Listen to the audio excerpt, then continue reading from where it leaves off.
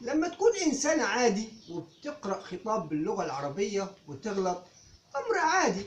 ولما حتى حضرتك تكون مدرس مش متخصص في اللغة العربية وتقرأ خطاب ورقي باللغة العربية وتغلط في بعض المرادفات، أمر طبيعي وعادي جدا.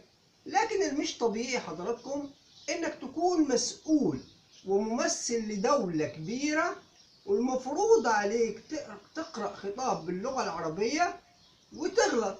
ده اللي احنا بنقف عليه، وده حضراتكم اللي حصل مع وزيرة الدولة للشؤون التعاون الدولي الممثلة لدولة الإمارات الشقيقة.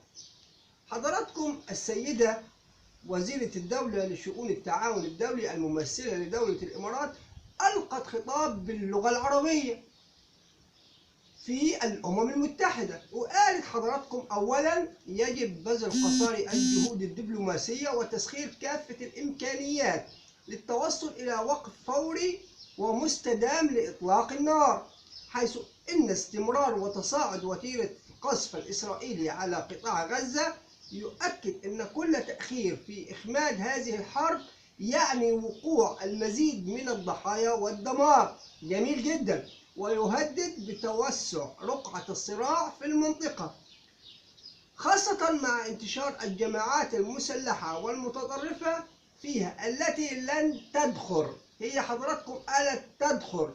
أولا يا سيدة الوزيرة الممثلة لدولة الإمارات، لما تقرأي خطاب باللغة العربية المفروض المرادفات تنطق صح، لأن حضرتك مش إنسانة عادية، أنت ممثلة للدولة وكمان بتقرأي خطاب باللغة العربية. أولا حضرتك ما فيش حاجة اسمها تدخر، هي تدخر.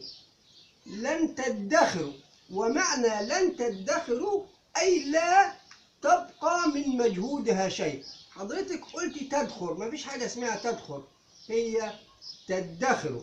ده اللي قالته الوزيرة حضراتكم وزيرة دولة الإمارات لشؤون التعاون الدولي في خطابها في الأمم المتحدة، والخطاب موجود على اليوتيوب، حضراتكم ممكن تتأكدوا من صحة كلامي. هي قالت تدخر، مفيش حاجة اسمها تدخر حضرتك، هي تدخر.